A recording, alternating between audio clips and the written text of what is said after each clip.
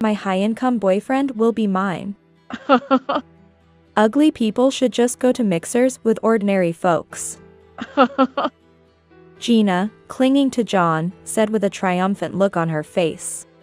John also seemed somewhat pleased, albeit subtly. Gina, you always say the funniest things. Right after that, I burst into laughter, holding my stomach. Gina looked puzzled. What's wrong with you? Are you upset because he was taken from you? Well, marrying a director is like hitting the jackpot, huh? Serves you right, big sis. Gina had been smug until my next words caused her face to stiffen. But I am the hospital director, you know? I am Diane Morgan. I am 55 years old this year. My family consists of my elderly mother and my younger sister, 2 years my junior. This sister, Gina, has a rather troublesome character. She seems to find joy in harassing me. Since middle school, Gina has seen me as an enemy. It started with our test scores being compared. Gina, who had poorer grades, was often scolded by our parents. This made Gina start to resent me. Gina would conspicuously date the guys I liked. Because of this, I never had a boyfriend. Gina had a favorite saying. I stole another guy you liked, sorry, big sis. Gina would always say this with a triumphant smile. I was serious about a guy I liked in middle school. When Gina took him from me, I cried all night in frustration.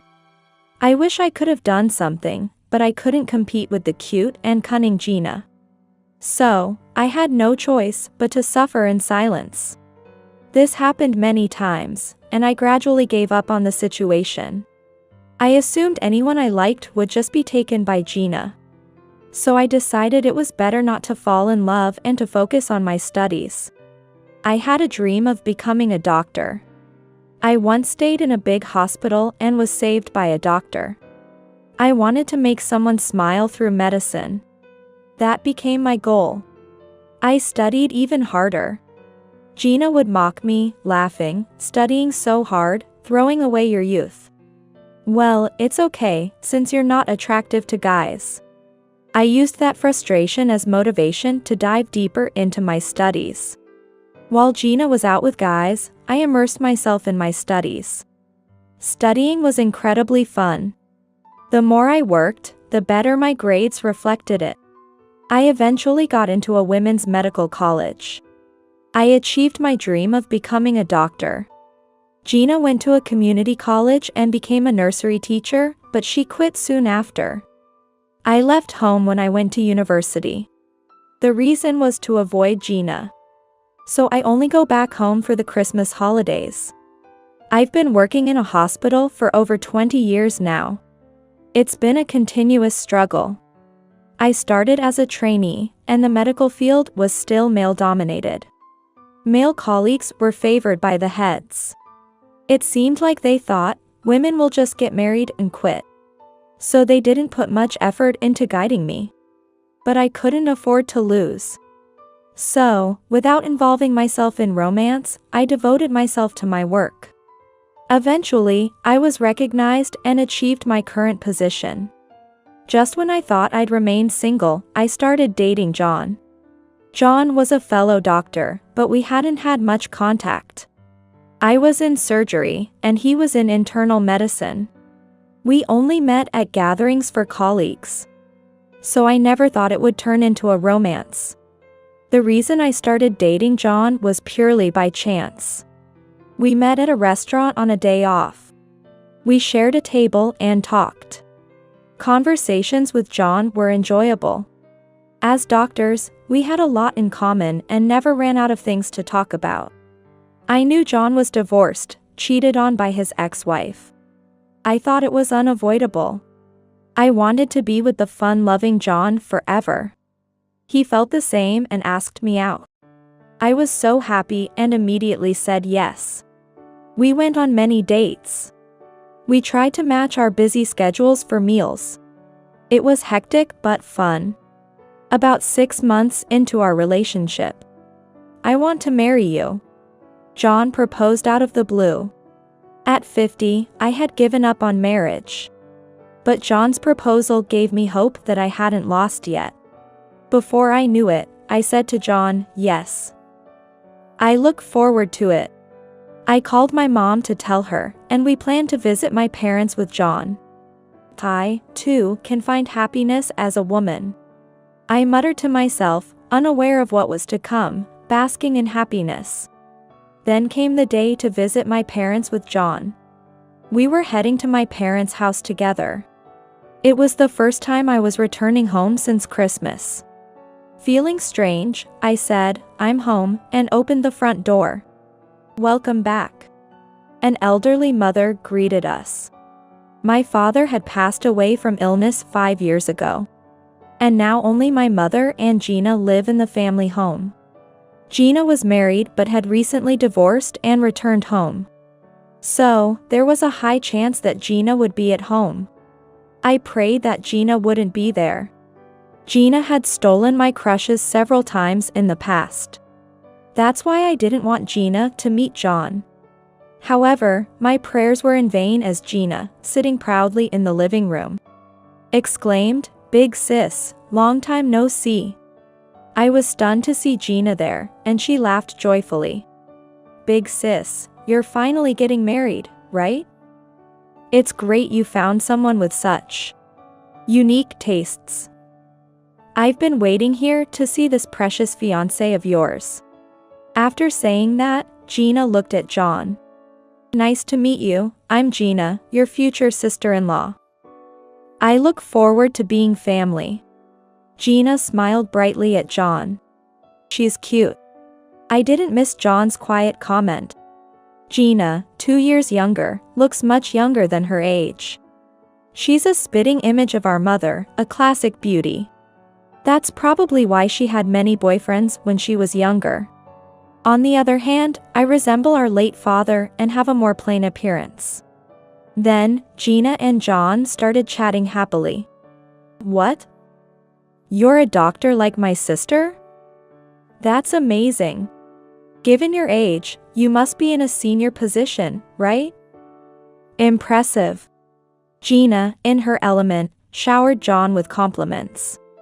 "It's not like that." John seemed not at all displeased. His cheeks relaxed, and it wasn't a pleasant sight for me. Just as they seemed to be lost in their own world, Gina murmured something. "I wish I had met John.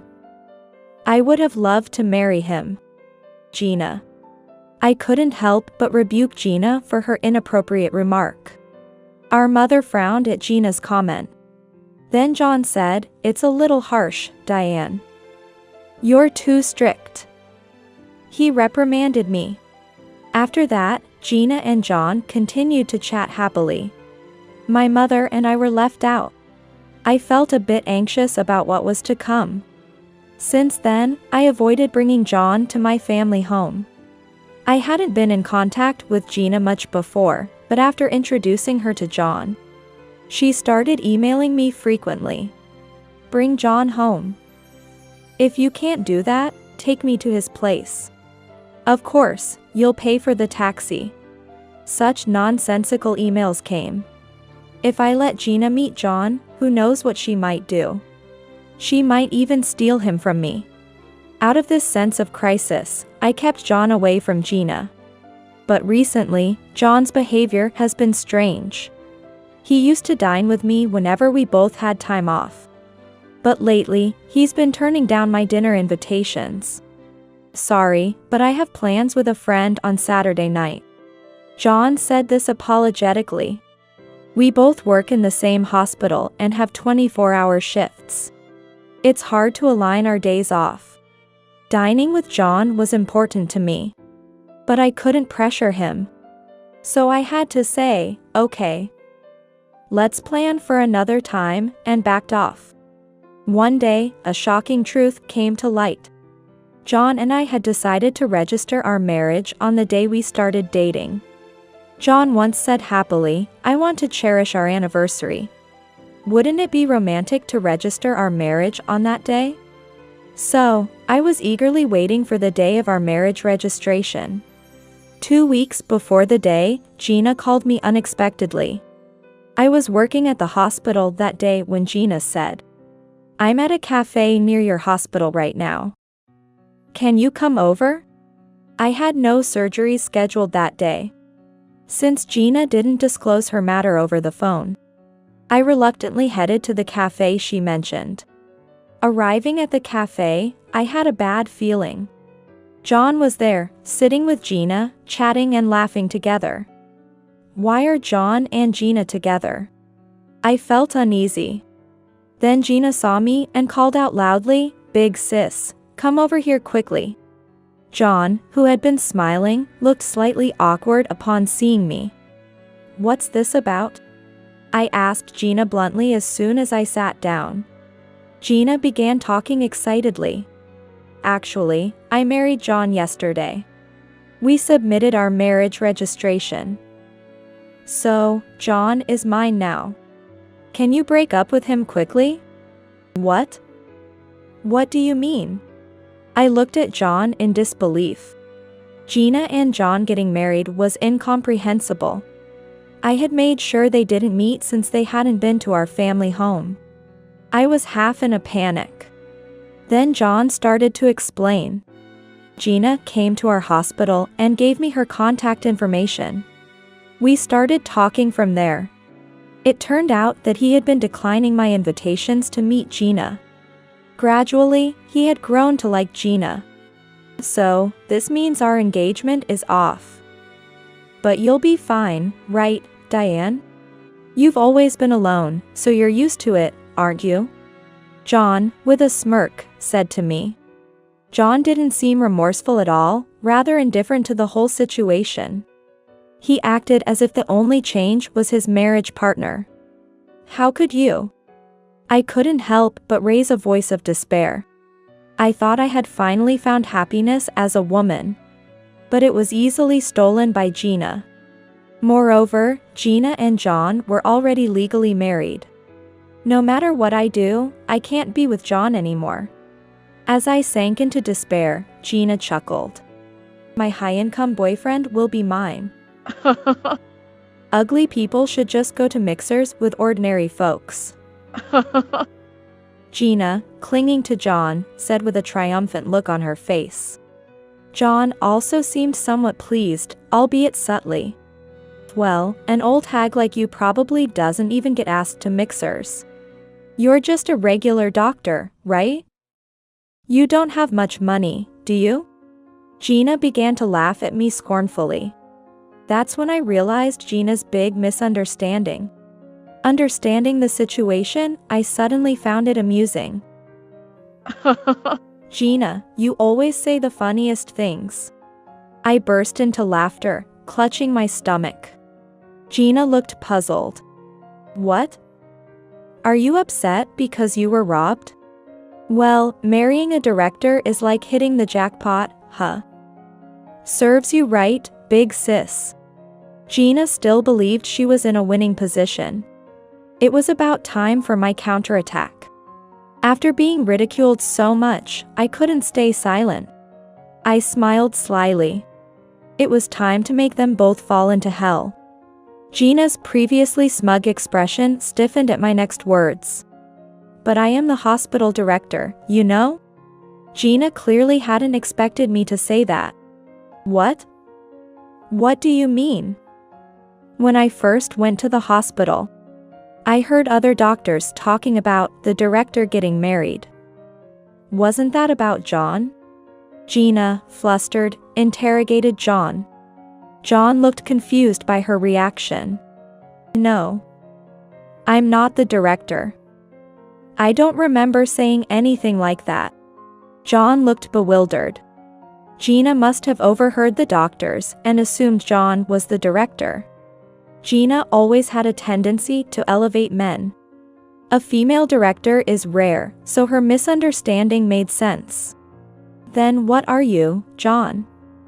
Not a director, but a department head? If it's that, I guess I can forgive you. Gina looked at John expectantly. John seemed at a loss for words. In this situation, revealing his position would require some courage. As John remained silent, Gina, losing patience, yelled at me. "You know John's position, right, big sis? Tell me already." Gina's attitude towards me was still domineering. It made me wonder if that's how one should ask for a favor. John looked nervously at me. He had already made an irreversible decision by registering the marriage. Gina's reaction to hearing his position would surely be frightening. But we couldn't go on like this. I was curious to see Gina's shocked expression. So, the kind me decided to answer promptly. "John is part-time, you know? So he doesn't earn as much as you're expecting." Gina's face blanked for a moment. Then it quickly turned pale. "What? Why is he part-time if he's your peer, John? What's going on?" Gina's outcry echoed throughout the cafe. John initially worked as a full-time doctor like the others. But the hospital's 24-hour shifts and night duties were hard. Especially for someone with no ambition like John. After some time, he negotiated with the hospital to work part-time. So now, John's work is more like a side job. Of course, as a doctor, he earns more than an average part-time job. But compared to other full-time doctors, the difference is clear. Part-time means hourly pay and no bonuses. And more days off mean less salary. As I explained this to Gina, she gnashed her teeth in frustration. I married him thinking he was high income. My plan is ruined. Gina started to cry bitterly. Your plan? I had a bad feeling and asked Gina. After much chaos, she confessed, I have debts. I was planning to have John help with the repayment, and began crying even more. What? John turned pale upon hearing about the debt. It must have been news to him. As it turned out, Gina was hooked on nightclubs. She frequented various nightclubs for their introductory offers, but fell for a particular guy. To support him, she began to visit more frequently, racking up a large tab. She also ordered champagne at his request. Apparently, her previous divorce was also due to her nightclub debts being discovered. That was the reason her ex-husband demanded a divorce. I was appalled by Gina's actions. Nightclub debts. John's face turned even paler. They were already legally married. He muttered to himself, I can't pay off debts with my salary alone. Cornered, Gina turned to me and said, That's right. You, Diane, should pay off my debt. As a director, you must have plenty of money, right? I don't need John anymore, so I'll give him back to you. Gina's eyes were bloodshot and scary. It must have been a sign of how dire her situation was. But I had no intention of listening to Gina's demands. I absolutely refused to pay off your debt. John is not an object. Besides, how can you give John back to me after you've already registered your marriage? I answered, half in disbelief at her audacity. Gina's words and actions were too extreme, even for someone cornered. Why would she think the person she betrayed would pay off her debt? Even for family, this was too much. I couldn't comprehend Gina's thought process. Then, she screamed. Shut up. I need the money. If I don't pay off the debt by the end of the month, who knows what will happen? After saying that, Gina began to tremble in fear. She must be terribly threatened by the guy she owed money to. I've heard that failing to pay off such debts can have serious consequences. I couldn't imagine what would happen to Gina. But it was none of my business. So I firmly refused her request. I've decided to use my money for myself. I won't give a single penny to someone like you, Gina. You've always just enjoyed yourself without studying. It's time you faced the consequences. I said, chuckling at Gina. Then, continuing, I added, maybe I'll buy a designer bag today, just for fun? I can afford it, after all. I said this to Gina with a hint of mockery. How could you? Gina was already in tears. Her mascara had run, making her look even worse. But I wasn't ready to forgive her just yet. I decided to add insult to injury for Gina and John. Oh, and by the way, I'll be filing for damages against both of you. Be prepared for that. And don't expect any reduction because of your debts, Gina. Hearing this, both of their expressions turned even more desperate. This is all your fault for being misleading. No, it's your fault for running up a nightclub tab. I didn't do anything wrong. Gina and John started to blame each other. Their ugly display was, in a way, fitting for them. You'd better prepare for a tough time with money from now on. After saying this, I left them. Soon after, Gina and John divorced. Both of them ended up with 2 divorces each. I then proceeded to demand compensation through a lawyer. Since the affair happened during our engagement, the amount wasn't huge. But it must have been a painful expense for them. John was part-time, and Gina had her nightclub debts. Paying compensation would surely add to their stress. I had decided to be thorough, so I had no regrets. Later, John left the hospital. It must have been awkward for him to continue working with me. He became the subject of gossip in the hospital. I was the director and the victim in this case, so the rumors didn't bother me. But for John, it was different. He was the perpetrator and the one duped by Gina. He must have felt very uncomfortable. John probably planned to transfer to another hospital, but reality is harsh. In his 50s, starting over in a new hospital would mean working under younger doctors. Even though he was part-time at our hospital, he had received preferential treatment due to his tenure. But that wouldn't be the case in a new place. He would likely struggle at his new job. As for Gina, her ending was tragic. She was kicked out of the family home by our mother. I reported the entire ordeal to her. What a mess. Hearing my story, my mother was shocked. Gina had stolen my fiancé, John. My mother probably thought it was unthinkable. And as a mother, she was furious about Gina's actions this time. Gina was an adult, so my mother decided it was time to let her go. Leave this house. Never show your face here again.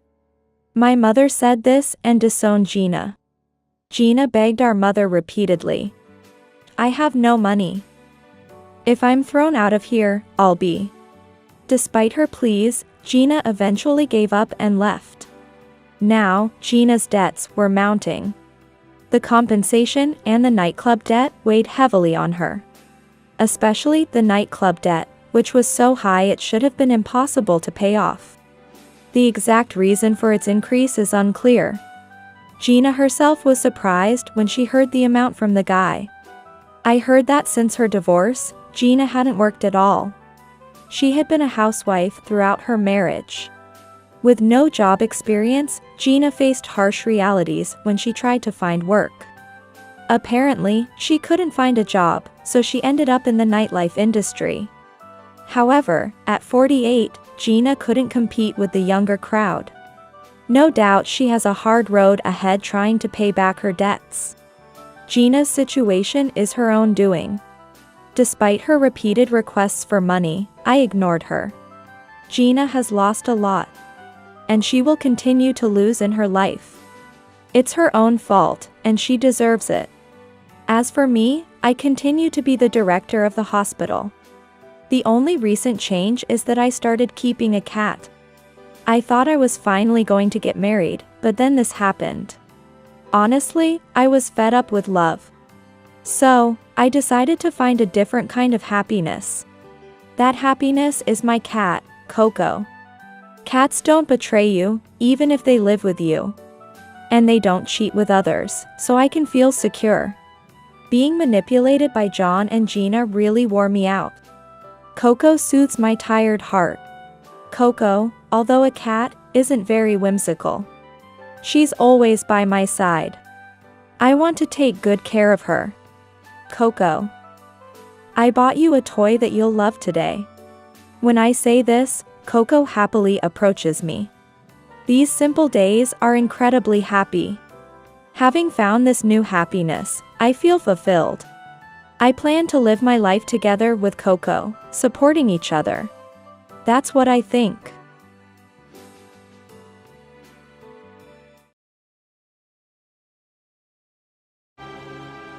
Hey, long time no see, huh? A man called out from behind, and it turned out to be my ex-husband. I never wanted to meet him again, especially not here. I heard you're getting welfare. My ex-husband said with a smirk, his new wife mocking me by his side. I decided to share a certain truth with these two. Who do you think you're mistaking me for? My name is Maggie, a 35-year-old housewife. I've been married to Brian for 7 years. We met at work. After graduating from college, I landed a job as an office worker at a corporation, and Brian was a salesman there. We were in different departments, so we didn't interact much, but Brian would sometimes come to my department for work. We knew each other by face from occasional greetings. The moment we got closer was when I happened to go out drinking with a friend. Brian and some coworkers sat at the next table. Oh? Aren't you from the office? He recognized me and struck up a conversation. I responded with a greeting, and we ended up joining tables and drinking together. That night, talking with him, we got along well. We exchanged phone numbers and started messaging regularly. Eventually, he started inviting me out for drinks and meals after work, and even for dates on weekends. I was impressed by his sincere approach and agreed to go out with him. He always tried to make our dates enjoyable, which made me trust him. After a while, he confessed his feelings, and we started dating. He always treated me well, making me happy. About 1.5 years into our relationship, he proposed. I want to spend the rest of my life with you, Maggie. Will you marry me? Yes, I look forward to it. Thus, we decided to get married. However, I had a secret about my family background. My family lived in the capital region, not DC. I had moved to Boston for university. My father was actually a CEO and a landowner doing real estate investments, making us quite wealthy. Because of my father's status, many people approached me with business proposals, some even trying to use me to get closer to him. Despite our wealth, my father lived modestly, but people knew about his business, making it obvious we were affluent. At school, some people tried to befriend me, hoping for some benefit, motivated by greed. But I was not spoiled by my father. I was given a normal allowance, and that gave me a good sense of money. Despite this, people who knew about my wealthy background would approach me, hoping to benefit from it someday. Tired of such experiences, I decided to go to university in Boston. Living in Boston, I enjoyed friendships without mentioning my family background. Everyone treated me as a normal person, making it difficult to talk about my family. I decided not to tell Brian about it. I trusted him, especially since he proposed without knowing about my family. I didn't want to see his attitude change by revealing my family's wealth. I thought it would be okay to share it later in our marriage, believing that learning about the wealth later would still be a happy surprise. We visited each other's parents, who approved of our marriage. My in-laws liked me, and we prepared for the wedding without inviting many people from my hometown, keeping my family background a secret. After getting married, Brian wanted me to stay at home. But what if we have children? Won't we struggle financially? He reassured me that he would provide for us as the head of the family. I was touched by his words and felt secure becoming a housewife. I dedicated myself to supporting him through household chores, taking pride in my cooking and cleaning. Brian appreciated my efforts, saying it motivated him at work. He continued to treat me well, taking me to various places on weekends, creating many memories together. 3 years into our marriage, I became pregnant. We had wanted children early on, and the news brought us immense joy. Brian was thrilled about the pregnancy, promising to work harder. I believed we would remain a happy family no matter what, and I safely gave birth to a baby. A healthy baby girl was born. However, after the birth of our daughter, changes began to appear in our relationship. Ugh, it smells. Well, that can't be helped. It's because of our baby and she needs to poop. Change her diaper quickly. It's so smelly, it's making me sick. Saying that, my husband quickly left the scene. Whenever the baby cries at night, he gets in a bad mood and orders me to stop her from crying quickly.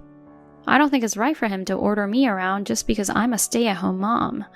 Moreover, he's always angry the morning after our child cries at night. I need to recover my energy for work. Why should my sleep be disturbed? It's your fault for not disciplining the baby properly. But it's normal for babies to cry at night. Don't just dismiss everything as unavoidable.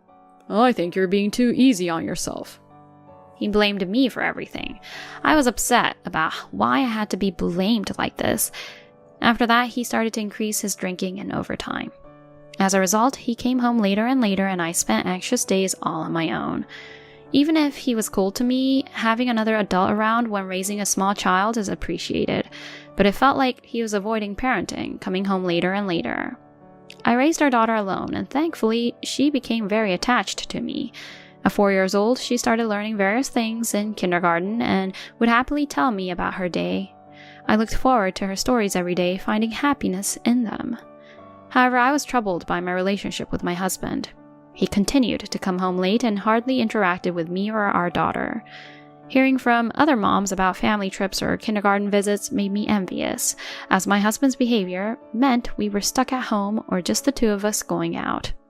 I felt sorry for our daughter, so I told my husband I wanted us to go out as a family and make memories like the other moms. But he said, I'm tired from work. Don't be selfish when you're being supported by me. So he did nothing, and an awkward atmosphere developed between us. Is this really okay? I wished to improve our relationship for our daughter's sake, to be good parents. But then my husband did something unforgivable. One night around midnight, he brought home a woman. I was still awake, shocked to see this young woman. Who might this be? This is my lover, Sarah. What? I was speechless. My husband brought home his mistress. What do you mean by this? What kind of nerve do you have bringing a mistress home? I've wanted to end things with you. I'm divorcing you so that I can remarry her. Don't joke about divorce all of a sudden. What about our daughter? You take care of her. I'm starting a new life with Sarah. How can you just show up like this and expect me to agree with your nonsense? I was incredibly disappointed with my husband, but I couldn't just let him do this to me. Reluctantly, I let my husband and his mistress into the living room to talk. Our daughter is sleeping, so please keep your voices down.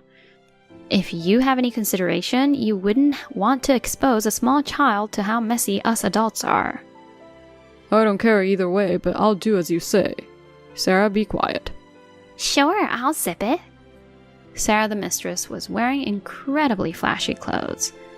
First of all, where did you two meet? I met Sarah at the gentleman's club where she works. The gentleman's club? Sarah, how old are you? I'm 24. She's 11 years younger than you. Oh, that's all? I thought you were like 20 years older because you look so much older. Sarah laughed at me, mocking. I quickly realized she was a terrible person, too. I understand. We'll separate, but you'll have to pay compensation and child support. At that, my husband shrugged. Fine, I'll pay you. If I can get rid of an old hag like you and be with a cute girl instead, it's a great deal for me. Fine. Well, let's end this conversation here. Yeah, I'll prepare the divorce papers, so just sign them and get out. I doubt you'll find a job anyway, having been just a housewife all this time. Don't blame me if you end up homeless. Wow, what a miserable life. I wouldn't want to end up like you. Laughing at me, my husband and his mistress left the house. After they left, I collapsed on the spot.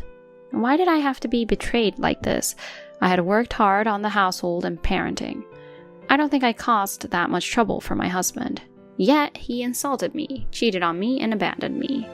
I never thought I would be humiliated this much. Filled with indescribable anger, I quickly packed our things and left with my daughter. I went back to my parents' house where they were outraged after hearing my story. My father asked if he should teach my husband a lesson, but I decided against it. I didn't want anything to do with that man anymore. I divorced my husband through a lawyer and demanded compensation from him and his mistress. I also demanded child support. My husband readily paid the compensation and promised to pay child support in installments every month. He must have wanted to divorce me quickly and remarry his mistress. I regretted getting involved with such a low man. I resolved to take even better care of my daughter, having taken her father away from her. Later, I started working at my father's company.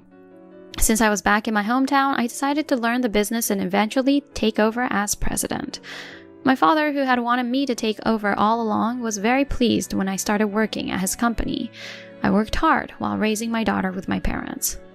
My daughter grew up healthy and started elementary school. She seemed to have made many friends and was doing well in her studies. With her consistently good grades, my father said, "This child will be more successful than me or you, Maggie." To make up for the fun we missed out on because of my husband, I took my daughter on various trips to LA, Florida, and even abroad. I wanted her to experience things she had missed out on. When my parents could come, the four of us went out and created many memories.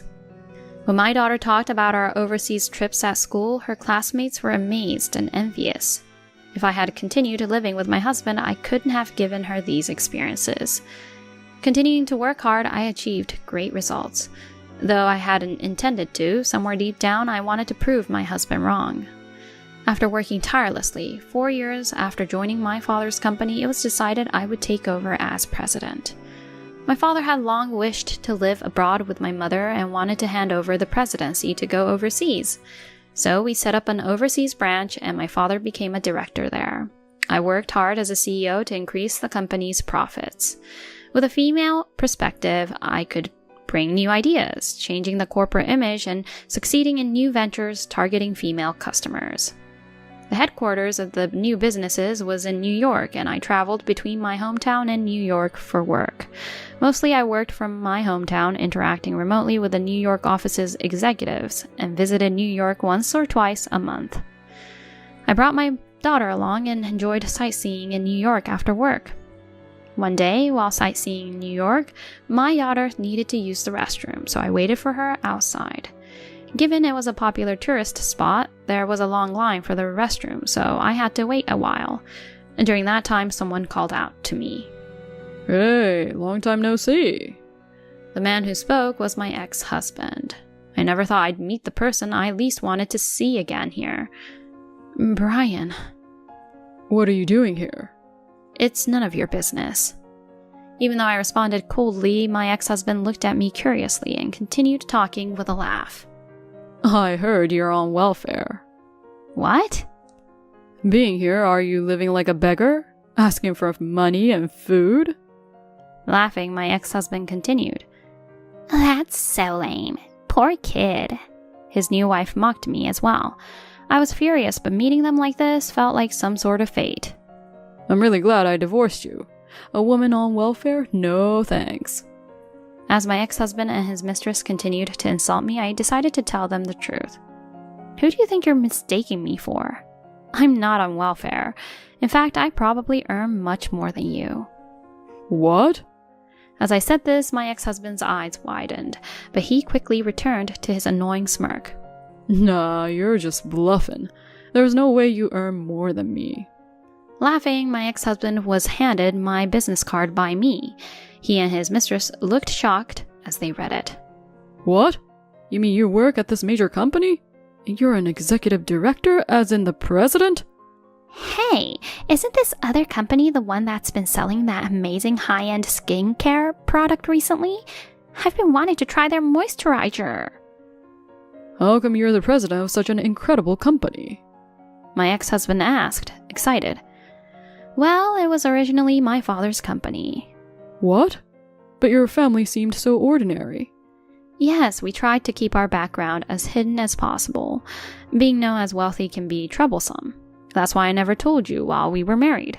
It made the divorce smoother, thankfully. Now, including the success of our new ventures, my assets have exceeded 10 million. 10 million?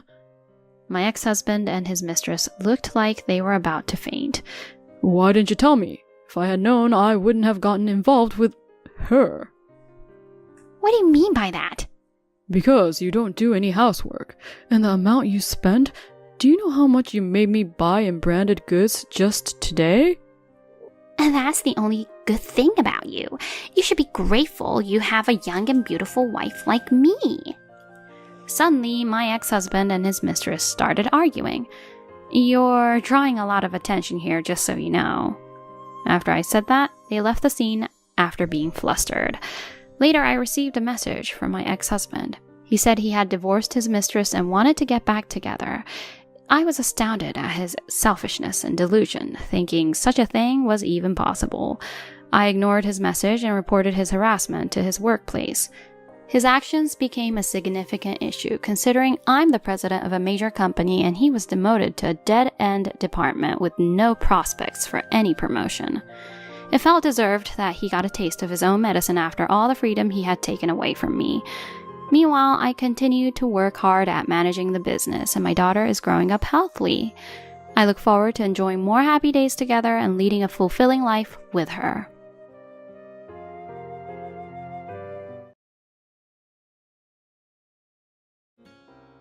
The letter says, "Run away now." On the day of my wedding, filled with happiness, I received an anonymous congratulatory telegram. What does this mean? I was confused by the meaning of the message I had received. But then, I realized something hidden in it and fled from the wedding venue in my wedding dress. It was a terrifying plan that threatened my life. Could I possibly stop this dreadful scheme? This is the story of the fear I experienced and the strange fate that unfolded. My name is Emily, a 25-year-old nurse. I recently got engaged to Tom, a doctor of the same age at the same hospital. He is rich because he is a doctor. Plus, he's handsome and popular with women. Moreover, he's friendly and has always been kind to me, a nurse. Tom and I had a lot in common. And we hit it off when he found out we had the same blood type during a health check. Saying, "What a coincidence." I visited his family, who will become my in-laws, and found them all to be kind and wonderful people. And Tom's family, all lawyers or politicians, are quite well known and high income. I was so worried about whether someone like me could fit into this family. But I'm honestly happy that such a popular and kind person chose me. However, my immediate concern was his twin sister. Although they are twins, they don't look much alike but seem very close. Tom's twin sister, Catherine, seemed to be interfering with our marriage. You're Emily, aren't you? Why are you getting close to Tom? For his money? I was confused when Catherine suddenly confronted me when we were alone for the first time. No, that's not it. We just started dating after finding out we had the same blood type during a blood test and hit it off. I'm not interested in how you two met. Wait, could it be that Tom is? Catherine. Catherine, lost in thought, suddenly glared at me with a frightening expression. Just stop planning to marry Tom. Anyone but you. Being so bluntly rejected by my fiancé's sister would shock anyone. I, who wanted to get along with her, was completely disheartened. However, on the way home, when I discussed this with Tom, who was driving me home, he said with a troubled smile, "I'll talk to her. Don't worry about her too much. My sister has been frail and has a bad heart. As her brother, I've indulged her too much. So she's grown up a bit spoiled." I see. Don't mind Catherine's harassment. Let's be happy together, no matter what obstacles we face. I'll convince my sister before the wedding. I was deeply moved by Tom's words. I had never felt so loved by someone before. I even wondered if it was all a dream to be engaged to such a kind and handsome man. That day, he dropped me off in front of my house, and I was happy. As such, the wedding preparations steadily progressed. As the wedding arrangements moved forward, Catherine's interference intensified. She even followed me to my wedding dress fitting and tried to get between us. She would forcibly sit between us even when we were on the sofa. And it was overwhelming when she would cling to Tom's arm and walk around. Moreover, since the twins didn't look alike, it was mistaken by the wedding staff that Tom and Catherine were the bride and groom. And I was just accompanying them. Hey, Catherine. You don't need to cling to Emily during her dress fitting. Back off. No way. I won't hand over Tom. Hearing this, I couldn't help but give a wry smile. The bond between twins might be stronger than that of regular siblings. But this would be troublesome even after marriage. Catherine glared at me with a sullen look. Then, after the fitting, I decided to invite her to dinner to improve our relationship. Catherine. We're going for dinner now. Would you like to join us? Stop it already. Don't follow us around. When I approached Catherine, she suddenly started shouting loudly. Tom, myself, and the people around us were taken aback. Catherine, disregarding everything, shouted out loud. Someone call the police. This woman keeps stalking our couple, she's weird. Hey, what are you doing all of a sudden? Tom, let's run away quickly. Help. This strange woman is following us. What? The area near the station was crowded, and people were looking at us, whispering, and even pointing their smartphones at us. Soon, a police officer arrived and was about to take me away, but Tom hurriedly stopped him. I'm sorry. It's just a prank by my sister. Hey, Catherine. What are you doing? Watch your attitude. I don't know anything. Despite Tom warned Catherine, she pretended she had done nothing wrong. I was astonished at her behavior. It's hard to believe she's 25 and still acts so childishly. Catherine. It's okay, with me. But please stop troubling Tom. When I said that, Catherine strangely looked at me with hurt, wistful eyes. Why? Why does she look so sad? I was filled with questions. But Catherine didn't give me any time to ponder. I'd rather not have dinner with you. If you don't want any more trouble, stay away from Tom. She said this and ran off. Catherine. She's really troublesome. Sorry, can you go ahead? I'm worried about Catherine, so I'll put her in a taxi and send her home. It would be bad if she has a heart attack. I walked to the restaurant alone, head down, deep in thought. I couldn't understand why Catherine disliked me so much. The only thing I could think of that might have upset her was my engagement to her twin brother, Tom. But it seemed different from just sibling love or jealousy. However, I couldn't think of any solution, and just hoped that Tom would convince her before the wedding. I decided to try not to mind his sister's mean behavior, as my fiancé had advised. And so, the wedding day arrived. In the waiting room of the wedding venue, I was enveloped in happiness, receiving telegrams from loved ones. Telegrams from friends and bosses who truly celebrated our marriage. But one telegram made me freeze in shock. It was anonymous, with just one message: run away now. What is this? Looking closely, I noticed something else written there. Could it be? From this telegram, I learned of a terrifying plan hidden behind the wedding. I immediately fled the venue, still in my wedding dress. Huff, puff. Holding up the hem of my wedding dress, I snuck out of the venue, hiding from others, and headed to the designated place behind the building. There, someone was waiting for me. Emily, over here. Change quickly, then we'll go to the taxi stand. Hurry. Catherine, wait. Was that telegram really from you? In the corner of the mysterious telegram was a phone number. Curious about the message, I took a chance and called from my cell phone, and it was Catherine. She then revealed a shocking truth. Tom is after your life. Her words took my breath away.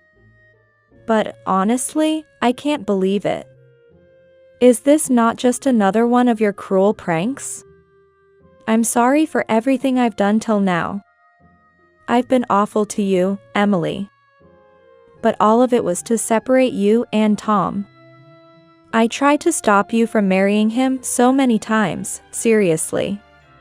Catherine looked at me with a pained expression. I was still somewhat skeptical, but I decided to trust her. Emily. Where are you? Suddenly, a voice echoed, and I turned to see Tom in a pristine white tuxedo. He seemed to have run after us, sweating and breathing heavily. Emily, Catherine, what are you doing here? Let's hurry back to the venue. The ceremony is about to start. Tom. You noticed us sooner than I thought. I know what you're up to. We're twins, after all. No need for such silly pranks. Tom held the very telegram Catherine had sent in his hand. Sorry, Emily. My sister is causing pointless trouble again. Don't worry about her, okay? Let's go back. I brushed away the hand Tom extended to me. I'm sorry, Tom. I can't believe that Catherine is lying. Besides, she told me the true purpose of this marriage. There was a momentary flicker of surprise in his eyes at my rejection. But he quickly composed himself and even managed a smile. You make it sound like I'm plotting something. It's shocking to be doubted by my fiancé. Tom, do you remember how we met? We bonded over having the same blood type, right? In reality, my blood type is 1 in a million, so rare that I'm often requested to donate by blood centers. If Tom has the same blood type as me, it means Catherine, being his twin, also shares it. The terrifying plan he had in mind was to target my life. Tom, you wanted to transplant my heart into Catherine, didn't you? In the US, heart transplants are scarce due to a lack of donors.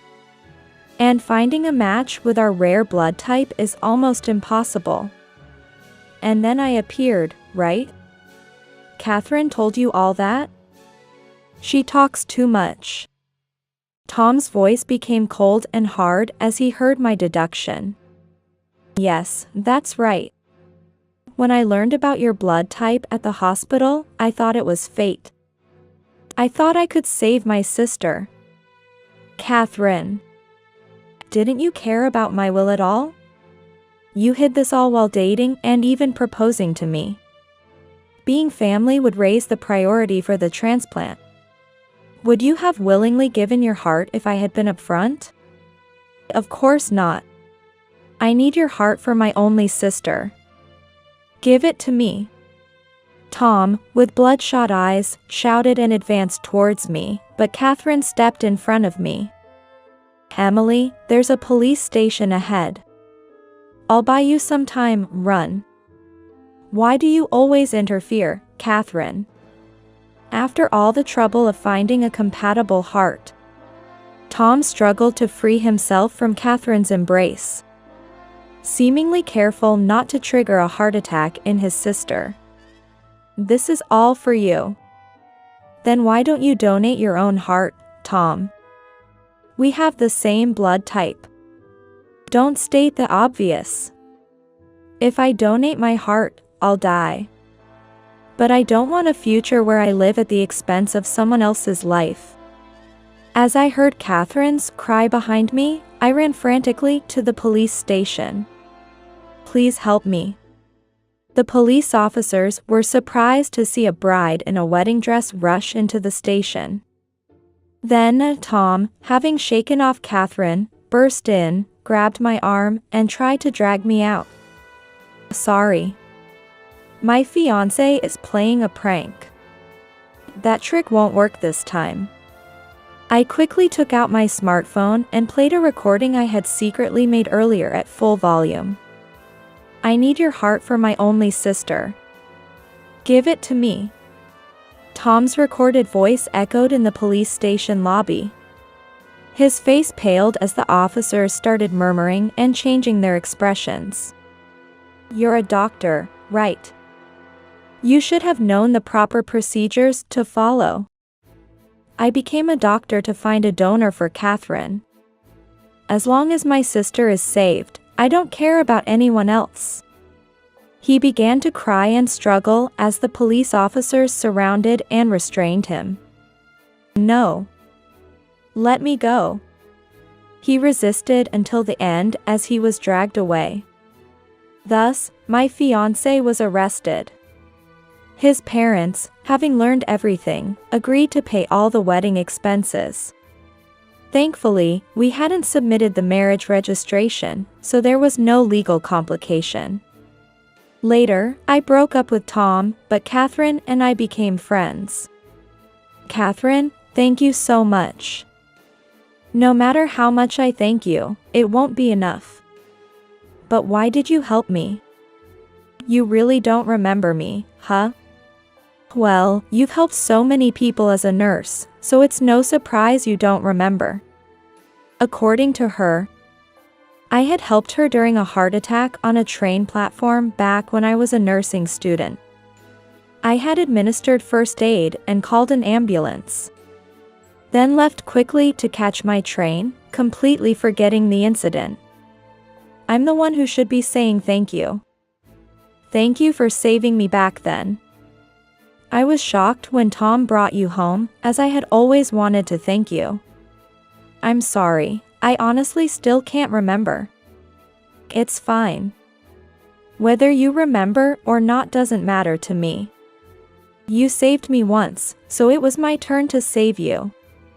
Besides, I never wanted to sacrifice someone else for my own sake.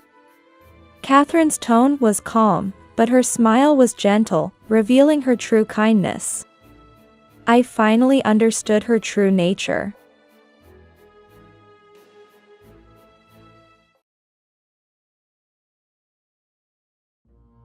A useless person who doesn't work is a divorce waiting to happen. Where did the kind Michael, with his charming crinkly smile, go after our marriage? With his promotion came a transfer. It's a nationwide bank, so who knows when he'll be able to return here. That's why I quit my longtime job to follow him when he asked me to come along. Honestly, there's no point in being with such a person. Fine by me. I was overjoyed to finally get a divorce and, thinking of it as a good omen for the future, I bought a lottery ticket. Then, to my surprise, I won a huge amount. I've come to collect my $12 million. Just as I was about to reclaim a happy life with the $12 million, Michael caught wind of it. I had already seen through what he was up to. I can't forgive him for trying to take the money for himself and live his life exactly as he wants. I'm tired of him constantly belittling others, so I've decided to fight back. I am Sarah Johnson, a 35-year-old housewife. I used to work at the city office for about 10 years after graduating from high school. I thought my life would uneventfully continue as a city office employee until retirement. But everything changed since that time. I met my husband, Michael, at a restaurant near the city office. It's a fairly large restaurant with a diverse menu. often visited after meetings or completing significant tasks. That day, after finishing chairing a meeting, I went to the restaurant alone to treat myself to a nice lunch. What's recommended here, I wonder? There was a man in front of the store, puzzling over the menu. Indeed, with its extensive menu and colorful in-store pop-up signs, many customers seem to have a hard time deciding what to eat. The man, tracing his finger over pop-ups saying, #1 popular dish, recommended, and manager's pick, caught my attention in an unusual way. Normally, I would have ignored him, but something about him intrigued me, and I found myself speaking to him. If you're eating here, I like the chicken Napolitan. It's sweet and spicy, really tasty. Chicken Napolitan? Is that on the menu? Yes. The chicken and Napolitan ketchup blend together perfectly, it's really delicious. Then I guess I'll try that. His crinkly smile was so charming, I found myself captivated. At first, he seemed like a competent businessman, but his smile gave him a boyish appearance. Hey, that strap keychain you have, is that? Oh, this? I got into it because of my sister and even went to their concert recently. That's the concert of that band, right? I went too. It was amazing. Discovering we liked the same artist, we hit it off and unexpectedly ended up having lunch together. It was a familiar place, lunchtime, and above all, the conversation was enjoyable, even if it was brief. I felt a sense of fulfillment that our lunch break conversation wasn't enough. It seemed Michael felt the same way, as he approached me when we were leaving. If you don't mind, I'd like to meet like this again. Could we exchange contact information? My usual day at the usual place had taken an unexpected turn. Is this kind of dramatic encounter even real? Despite my doubts, we exchanged contact details. I wanted to talk more with him, and it was exciting to share such enthusiasm together. Afterwards, we started spending more time together, going out for meals, and attending events. Naturally drawn to each other, we started dating and eventually got married. We got married when I was 33 and Michael was 34. I was cherishing the happiness of spending my life with Michael. But things didn't go as smoothly as I hoped. Sarah, I need to talk to you about something. Michael came home with a troubled look on his face. What's wrong with that face? Come on, let's eat dinner quickly. I've been transferred. I thought I should tell Sarah as soon as possible. I couldn't quite grasp this sudden news. Transferred? What do you mean by that? They said I should go out and see the world as part of my promotion. And it's kind of non-negotiable. I was surprised, but half of my mind thought it couldn't be helped. After all, Michael is a banker, and the bank he works at has many branches around here. So a transfer seemed inevitable. I was somewhat prepared for a transfer, but what struck me was Michael's words and expression. Would a normal transfer make him look this gloomy? Wait a minute. What do you mean by the outside world? And is there something difficult for you to say? Actually, the transfer is to New York. They told me to go there and train at one of the branches. What? So suddenly. I knew you might be transferred since you're a banker, but to New York. Of all places. We lived in a provincial city, and New York was quite a distance away. We had discussed what would happen if he was transferred before we got married, and I had told him I wanted him to go alone if that happened. However, Michael was about to break that promise. Please, Sarah. I want you to come with me. Wait a minute. I have a job too. I know it's difficult, but I just can't bear to be apart from you. You want me to quit my job and follow you to New York. But what if you're transferred back to a branch here in a few years? Why not go to New York? Alone for the time being? Then, Michael reluctantly answered. I thought about that too. But our bank has branches all over the country. And there's no guarantee I'll be transferred back to this region. That's so sudden. I don't know what to say. Besides, being transferred to New York means I'm on the path to promotion. It'll allow me to provide a better life for you. Then, Michael clasped his hands together as if praying and pleaded with me. I know it's a lot to ask you to quit your job suddenly. But I hate the idea of going alone. I'm serious about advancing in my career. So please come with me. After such a plea, I couldn't refuse.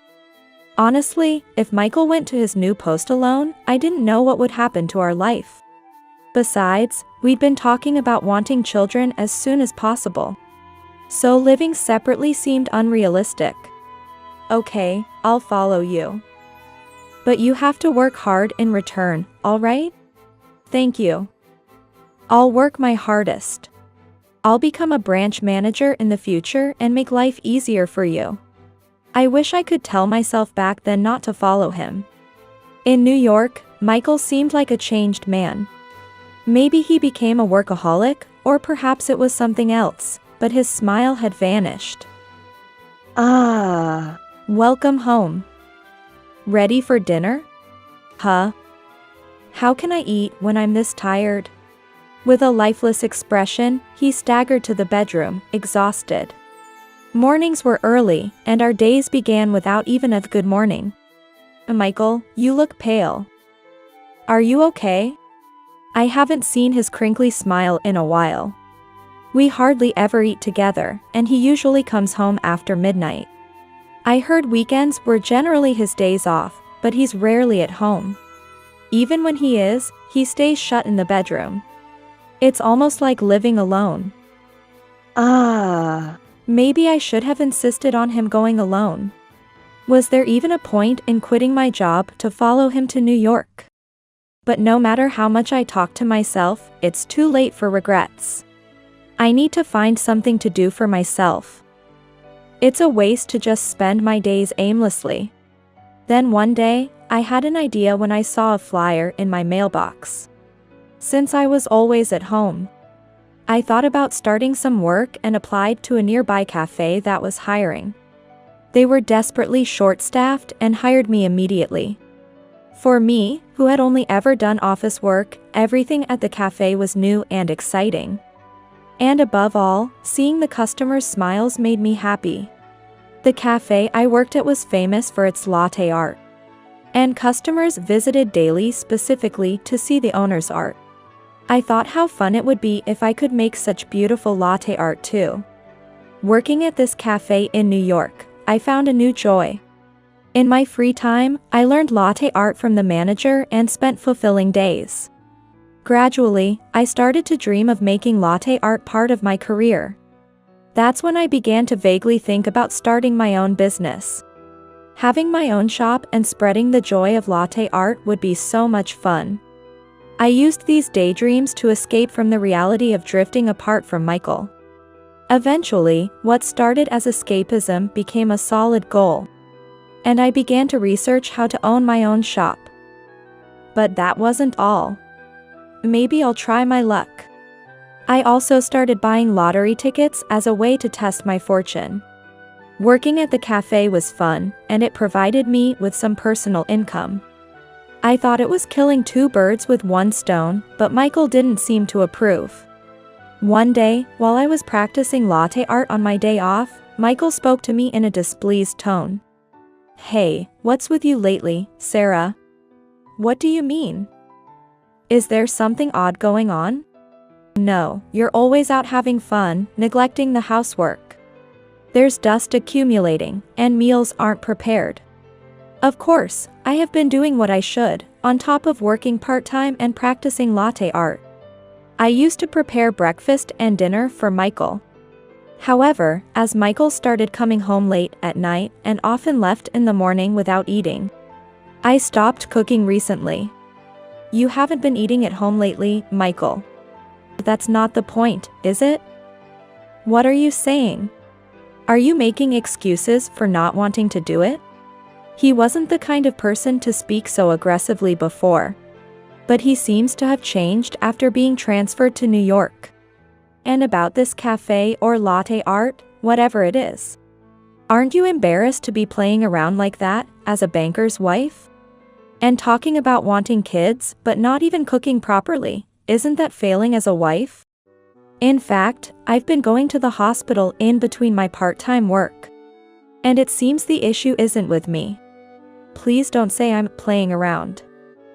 And about the child. There's no issue with me, so the doctor said to bring you next time. When can you go, Michael? Then Michael suddenly started yelling and raised his hand in anger. What's that supposed to mean? Are you saying it's my fault? Nobody's saying that. I was just asking when you could come to the doctor with me, that's all. I've told you I'm busy with work, how many times do you need to hear it? I'm not like you, playing around with coffee all day, don't lump me in with that. I was shocked to hear him say such things. Where had Michael with the crinkly smile gone? Since coming to New York. He seemed like a completely different person. Ugh, I really can't stand this. I'm going to work. Wait, isn't it your day off today? And it's already evening. I've got some unfinished business. It's none of your business, all right? He left, but it didn't look like he was dressed for work. He was in casual clothes and sprayed himself with cologne 2 or 3 times before leaving. Hey, have you always worn cologne? My casual question was met with a glare from Michael and then ignored. His frequent sudden departures from home, claiming it was work, and his increasingly irritable behavior were pushing me to my limits. Honestly, I want to build a good relationship with Michael. Living in an unfamiliar place, he's my only family, and I want us to support and help each other. But I had noticed that the way Michael looked at me had changed significantly from before. It's time for a proper conversation. If he's dissatisfied with me, I want to know so I can make changes. Hey, can we talk for a minute? Good timing. I have something to talk about too. Michael saying he had something serious to talk about was unusual. I sat down in a living room chair, pondering what it could be. Sitting opposite Michael in these chairs, I wonder when was the last time we did this. We haven't really faced each other properly recently. So, what did you want to talk about? You must know what I'm talking about, right? What do you mean? You're so clueless. That's why you can't get a proper job. I could overlook Michael criticizing me for now, but I couldn't stand him belittling the job I love. Whether you respect my job or not, it's wrong to mock someone's work. Especially when they do it with passion. Despite my initial resistance to moving and living in a new place, I found a passion for latte art here and dreamed of making it the foundation of my life. It felt like Michael had callously tainted that dream. There's no justification for mocking the dream I found for myself, to own a shop and make latte art my profession. Huh? Work? Calling that kind of playtime a job is even more embarrassing. It's like playing house, it doesn't count as a real job. Enough already. What are you trying to say? Then, with a smirk, Michael started waving a piece of paper. A useless person who doesn't work is a divorce waiting to happen. Saying that, he handed me a divorce paper. Divorce papers? Yes. You don't work and just live off your husband. You should recognize the difference in our positions. I see, so that's the kind of person you are. I'm busy with work, and I don't have the luxury to support a parasite. Does he think I'll cling to him, not wanting a divorce? He handed over the divorce papers and stood there, smirking at me. He's probably not amused that I'm just staring at the divorce papers. His tone is becoming more irritated. You don't want to divorce, right? A high school graduate who doesn't work properly can't possibly find a job now. What should I do with this, I wonder? Hurry up. This slowness is exactly why you can't work properly. He wants to divorce as soon as possible, that desire is clear. Michael is full of impatience, embarrassingly starting to fidget. The face glaring at me while fidgeting is not the Michael I once loved. Why did I fall for such a person, and why did I come to such a far place without knowing anyone? It's all too late now. There's only one thing to do now. Facing my provocative husband, I brightly responded. Okay, I agree. Really? Remember, you can't change your mind later. I wouldn't do that. You brought this paper because you want a divorce, right? I'm done being afraid and walking on eggshells around Michael's moods.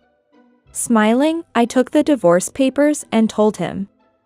And about this divorce paper, I'll file it myself. You better actually file it. I'll know if you do anything strange. Stop it already. When I say I'll do something, I do it. Don't worry. After filing the divorce papers and becoming free, I decided to check the results of a lottery ticket to see what my future holds. I went to the familiar lottery ticket booth, where the usual lady was working. While chatting, I handed her my ticket. She scanned it and suddenly disappeared with a strange noise. Wondering what happened, it seemed she fell off her chair. I was startled, but then I saw unbelievable numbers on the small display. Along with it, congratulations. 1, 10, 100, 12 million. I was so shocked, I couldn't speak. This was a great restart. With this amount of money, my dream of owning my shop feels much closer. I went to the bank where my ex-husband works to cash in the ticket. It wasn't for any particular reason, just that his bank was nearby. Little did I know that visiting this bank would significantly change things for me. Carrying such a large sum was honestly scary. So I rushed to the bank just before closing to cash it in. While waiting after being served, a woman approached me with a smirk. What brings you here, going out of your way like this? I thought it was quite a rude way for a bank employee to speak. No, nothing much really. Thanks for going out of your way to come here. Out of my way. What's with you since a while ago? Anyway, please take care of this. Oh, nothing. What is this, may I ask? Ruby looked puzzled at the lottery ticket I was holding. I'm here for cashing it in today. Cashing in? I can't believe you bought a lottery ticket. Using your husband's hard-earned money to buy lottery tickets, what a luxury. The bank was crowded, so Ruby's rude words were only audible up close. People just passed by without noticing anything unusual. I couldn't believe there was such a rude bank employee, but I decided to just get things done quickly. I've come to collect my $12 million. At this, Ruby's smirking expression changed abruptly, and she stared at me. $12 million. Her sudden loud voice startled me. Then, without a word of excuse, she retreated into a back room. I was led to the manager's office due to the large amount of the prize. The procedure to receive the $12 million went smoothly. But I was still bothered by that extremely rude bank employee. Her way of looking at me as if sizing me up made me feel uncomfortable. I opened my laptop as soon as I got home. I remembered that the bank, where Michael worked, a national-scale bank, had blogs for each branch to post daily happenings and promotions. There must be something that could give me a hint about that rude woman. While browsing the blog, I managed to find out the name of that rude bank employee. Knowing her name would be advantageous. While I was researching the woman, I received a message. It was from Michael, asking if we could meet tonight. Honestly, there's no need to meet him now that we're divorced and practically strangers. But I decided to indulge him this once. Knowing Michael's pride, I thought it must be a great humiliation for him to contact me. His message was full of condescension. I thought I'd meet you since you must be feeling lonely. And I contacted you thinking you might be struggling living alone. How unnecessary. Though internally boiling with anger, I wanted to put an end to this. So I agreed to meet at a cafe. When we met, Michael immediately started speaking. Hey, why don't we start over? I've been thinking a lot since then. Start over? Yeah. Back then, I was hot-headed and said things I didn't mean. So, you want to meet and start over? Michael looked intently at me and continued. Right. We had a little misunderstanding. But if we start over, I believe we can be a good couple. Staring at Michael, who seemed to be intoxicated with his own words, I decided to put an end to it. If you insist, we can think about starting over. Really? That's why you're the one, Sarah. Did you really think I'd say that? Michael looked at me in confusion, so I decided to enlighten him. Unfortunately, I'm glad we divorced. And the reason you want to restart is for the money, right? Money? What are you talking about? No use playing dumb. You thought you could have it all to yourself, right? Then Michael leaned forward abruptly across the table, appealing to me. No, I wouldn't use it all by myself. Besides, with $12 million, we could even buy our own house. And it would be perfect for a fresh start, right? I never said anything about $12 million. Realizing his mistake, Michael hurriedly covered his mouth, but it was too late. He had already let the cat out of the bag, and now trying to cover up was futile. The tongue is the source of misfortune, as the saying goes. And it perfectly applies to my ex-husband. You cheated on me during your transfer. Made a fuss about divorce because I became a nuisance. And now you want to remarry for money? Don't make me laugh. No, it's not about the money, it's just that. Do you even realize what you are doing or saying? Michael looked uncomfortable and restless. You heard about the money from that woman Ruby, didn't you? What? What are you talking about? I know you're dating her. You thought if we got back together, you could buy her more gifts. Michael was sweating profusely despite the cold weather. That's not true. You thought you could fool me with some random story? I showed Michael a photo I had with me. I thought something was off, so when I went to the bank, I kept an eye on what was going on inside. Then this very rude woman approached me. I thought she lacked manners, but turns out she's your girlfriend, huh? The photo I had was of Michael and Ruby standing together. They were too close to be just colleagues, more like a couple. It would be hard to pass it off as just a workplace relationship. If he was still trying to deny it, he should think again. The cafe where I work turns into a bar at night. I heard from the owner and my coworkers that you two were seen there on a date. I had my suspicions, but I never thought it was true. No, it's just that. I heard from the owner that you've been visiting the cafe at night for about 2 years now. Michael was trembling, holding the photo. Maybe he's worried about being seen. So, you were busy cheating while I was working part-time during the day. Planning to leave me and be together with the younger and prettier Ruby, right? Michael had no words to say, just looked down. But then, you changed your mind when I won the lottery. Especially after hearing it was a large amount. Michael looked at me as if struck by the truth. You thought if we got back together, you could leech off me as your wife, right? Yes, that's right. Money is a shared property in a marriage, isn't it? We've been living together for years, and if we're going to live together again, it's definitely shared property. But wait, are you serious with what you're saying? I sighed at Michael's words.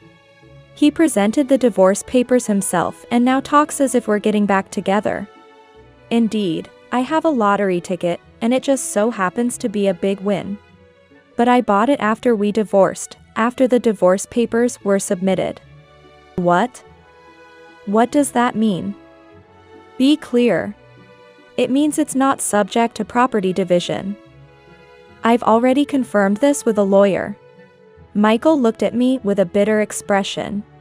You thought you could just casually come back to live with me once my finances improved, right? I never said anything like that. No, but that's the reality, isn't it? I overheard it. I operated my smartphone. What came out was an audio recording. Amidst the background noise, a conversation could be heard.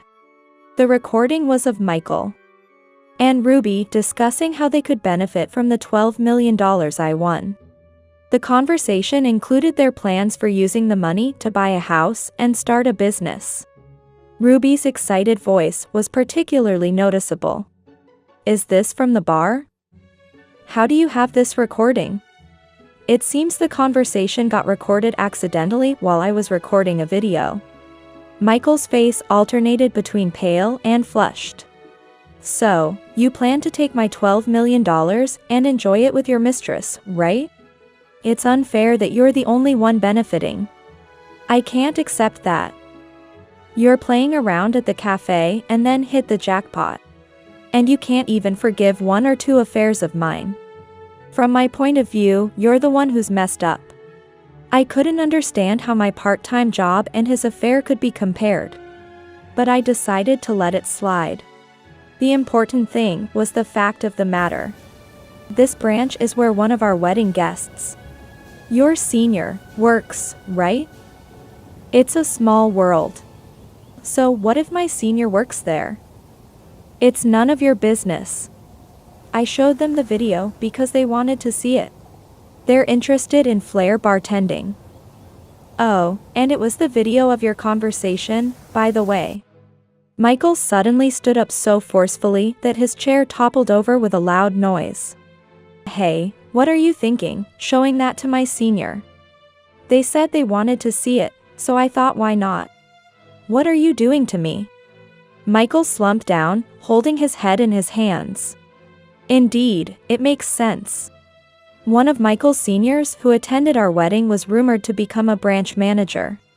Being noticed by the senior means instantly veering off the promotion track. Everything I've built up, and now known by the senior of all people. You thought it'd be fine as long as you weren't caught, right? Well, that's not how it works. Ultimately, Michael fell from his career path and now reportedly spends his days as a counter staff, constantly dealing with paper shredding. Overtaken by his juniors and treated as a nuisance at the bank, his situation is his own doing. He chose this path and should accept the consequences. Ruby was called up and told that resignation was her only option, despite her insistence on not wanting to resign. Once her affair was publicly known, resignation was the only choice. She eventually resigned. Ruby was apparently incompetent at work, unable to understand instructions and doing sloppy work. She's registered with a temp agency but not working. Post-divorce, they blame each other, hurling insults. I think it's not just because of the affair, but also due to not taking proper care of each other. I continued practicing latte art and decided to go independent. Contemplating my future, the cafe owner and my coworkers, including part-timers, were incredibly supportive, allowing me to open my cafe as goodwill. After graduating high school, I monotonously worked at the city office. But following Michael on his transfer and discovering the fascinating world of latte art was a stroke of luck. If I had stayed at the city office while Michael transferred alone, I likely would have never encountered latte art. There were uncertain nights, but thanks to word of mouth and magazine features, customer traffic has been steady. I never dreamed of owning my own shop, showing how unpredictable life can be. That's what makes life interesting. I'm overjoyed by the simple happiness of enriching my days with what I love.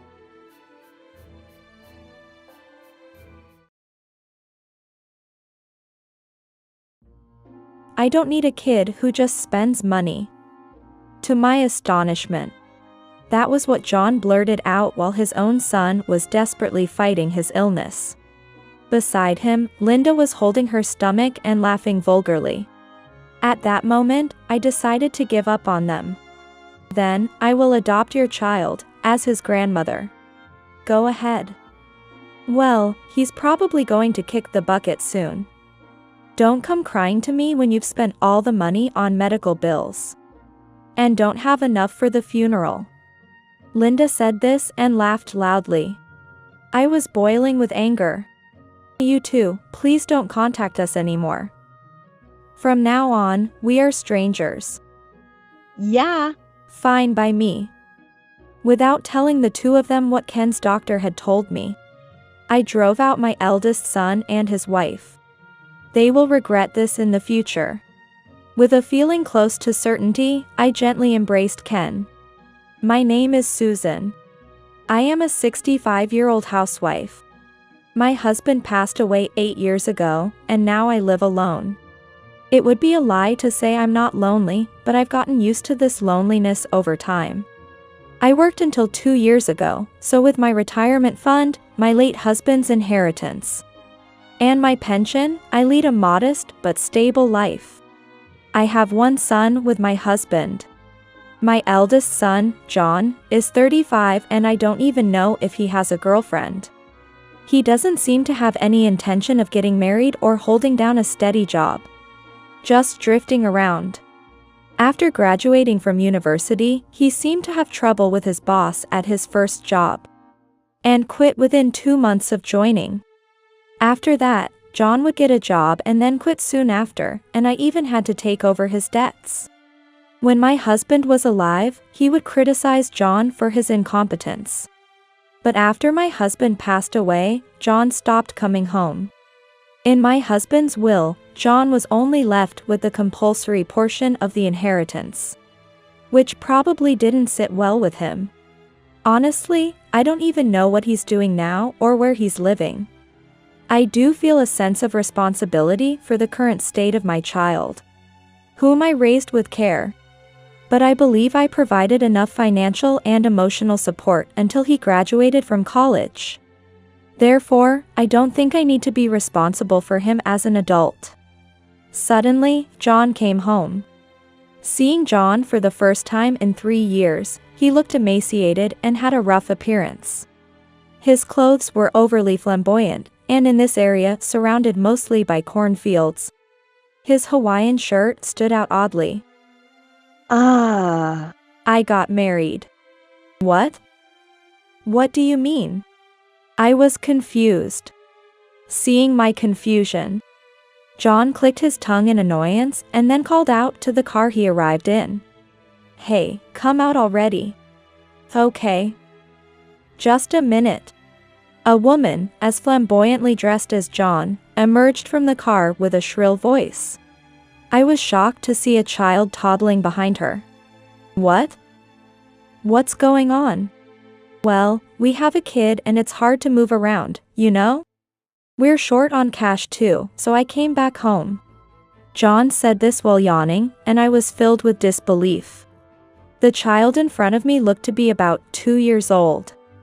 I couldn't tell if it was a boy or a girl, perhaps due to the uncut hair. But the child somewhat resembled John when he was young. We're going to live here from today. Hello Susan, I'm Linda. Nice to meet you. Linda said this and quickly passed by me to enter the house. The child was trying hard to follow her, but Linda never looked back. Seeing this, I couldn't bring myself to turn John and his family away. I stopped my eldest son and his wife, who were about to leave right after dropping off their luggage, and made them explain their situation. John started dating Linda soon after my husband's death, and she quickly became pregnant. By the time they realized the pregnancy, there was no choice but to have the child. They did, but the expenses were more than they expected. So they ran out of money and came to my house.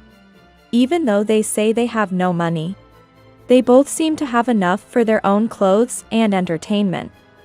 It seems they just don't want to spend money and effort on the child. Such irresponsibility. What can I say? The kid doesn't talk, costs a lot, and is just a nuisance. To hear such terrible things said about his own child in front of me. I was shocked, and even more so when I saw Linda agreeing with him. Well, that's the situation. It's a grandmother's duty to love her grandchild, right? We're counting on you. Okay, Susan, we're going to have a drink near the station. Come on, Ken, stay with Grandma. Saying this, they left to drink, ignoring my attempts to stop them. It takes about 20 minutes by car to the station. It's not a distance you can walk. In this rural area, I'm not even sure if there's a taxi service. And I can hardly believe they would use such a service to come back. Ken. When I called his name, my grandson Ken gave me a cute smile. His smile was just like John's. I smiled back at Ken, feeling my heart tighten. I vowed in my heart to protect this child from now on. Ken is a smart boy and quickly learns whatever I teach him. On his 3rd birthday, I was so fond of him, speaking fluently more than other children his age. However, my eldest son and his wife never showed any interest in Ken's growing up, treating him even more poorly. Neither John nor Linda seemed to have any intention of working, and they didn't contribute to the living expenses. They went out drinking every day, often not returning home for 2 or 3 days. It seemed normal for Ken. He wouldn't approach them more than necessary, and always seemed to be watching their expressions. I couldn't stand it and appealed to Linda. Linda, as a mother, you should spend more time with Ken. Susan, what are you talking about? You're the one looking after him, aren't you? I'm busy, you know? Linda said this without even looking at me, applying her nail polish. What does she mean by busy? She's just wandering around every day, and even now, she's only doing what she wants. I held back my urge to shout and pleaded again. Ken is just 3 years old. He must be longing for his mother. Seriously, I'm not into that sort of thing. Look, I never wanted to be a mother. Oh, maybe we should have him call you a mom instead. What are you saying? Just kidding, scary. I must have been furious, probably looking like a wrathful deity. But Linda, never seriously confronting me, went out for drinks with John that day as well. Ken acted as if nothing had happened, repeatedly opening and closing his picture book. Occasionally, he pointed at his favorite fish pictures and named them in his cute, lisping voice. It was my solace. However, the thought of Ken's future relationship with my eldest son and his wife gave me a headache. Fortunately, my husband's inheritance was sufficient to provide Ken with a good education. I need to make a decision. I muttered to myself, praying at the family altar. I felt as if my husband in the photo was supporting me, and I nodded firmly. 3 years later, I had still endured living with my eldest son and his wife. They continued their irresponsible lifestyle, routinely taking money from my wallet. As usual, I was the one taking care of Ken, and by that time, the communication between him and my son's family was virtually non-existent. Just before he was to start elementary school, a tragedy befell Ken. Are you Ken's grandmother? Please come to the hospital immediately. I received that call from the kindergarten while on my way back from picking up the adoption paperwork from the city office. Over these 3 years, I had been accumulating evidence of my caregiving and visiting the city office numerous times. And just when I was finally ready to separate Ken from my eldest son and his wife, I wondered what had happened to him.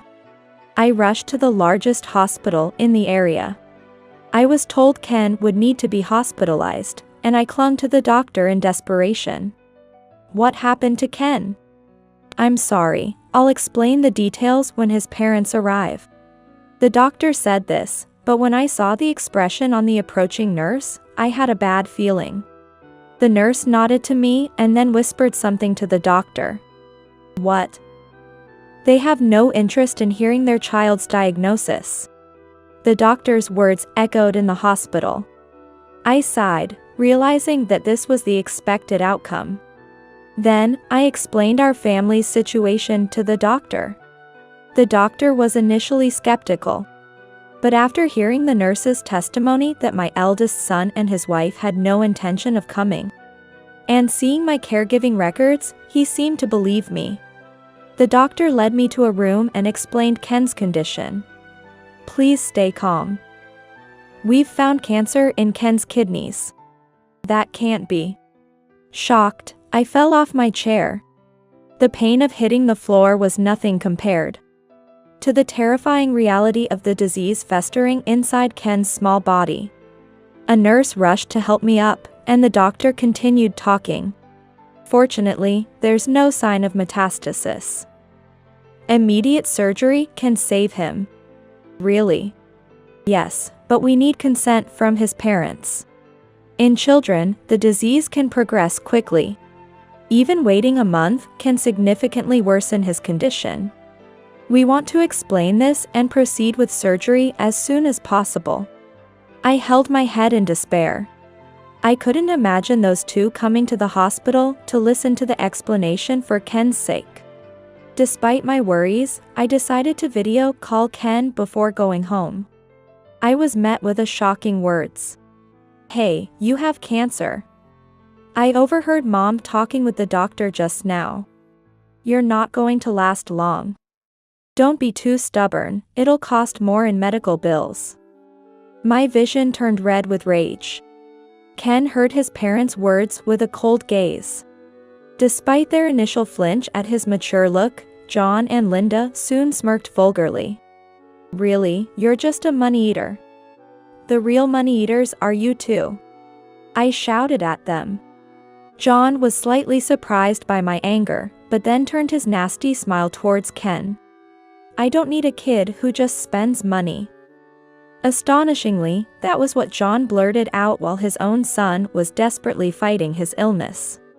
Beside him, Linda was holding her stomach and laughing vulgarly. At that moment, I decided to give up on them. Then, I will adopt your child, as his grandmother. Go ahead. Well, he's probably going to kick the bucket soon. Don't come crying to me when you've spent all the money on medical bills. And don't have enough for the funeral. Linda said this and laughed loudly. I was boiling with anger. You two, please don't contact us anymore. From now on, we are strangers. Yeah. Fine by me. Without telling the two of them what Ken's doctor had told me, I drove out my eldest son and his wife. They will regret this in the future. With a feeling close to certainty, I gently embraced Ken. I told Ken everything about his cancer and the surgery, without hiding anything. I assured him not to worry about the money and asked him to undergo the surgery.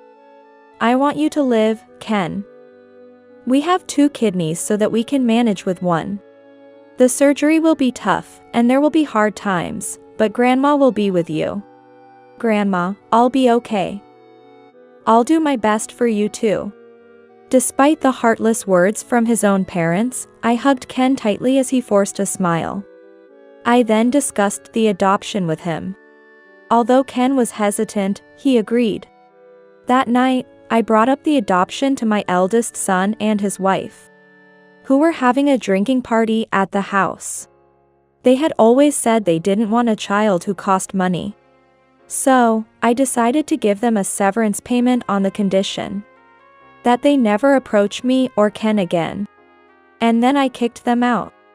When I handed them an envelope with a considerable amount of money, they readily agreed the adoption.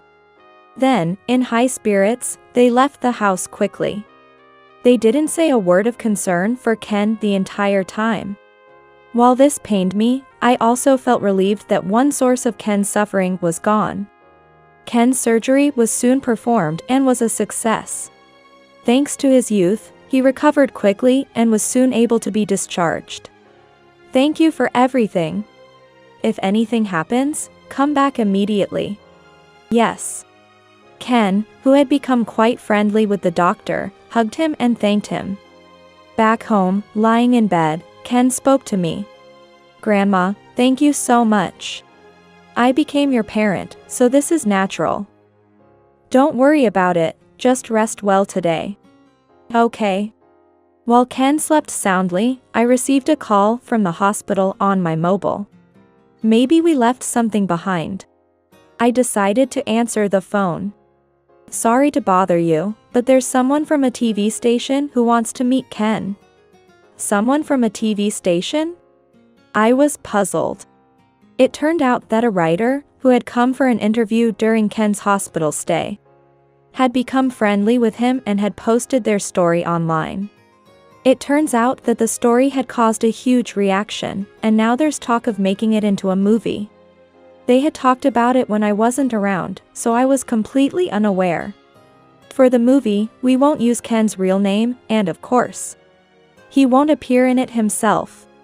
But since he's the model for it, I think people will recognize it's about him. I see. I'll check with Ken about it. I said this and ended the call for a moment. When Ken woke up and I told him about the movie, his eyes sparkled with excitement. "My story is going to be a movie and everyone will see it." "Yes, but they plan to hide your real name." "Why?" "It's okay. Let them use my real name." "Really?" Surprised, I saw Ken smiling broadly.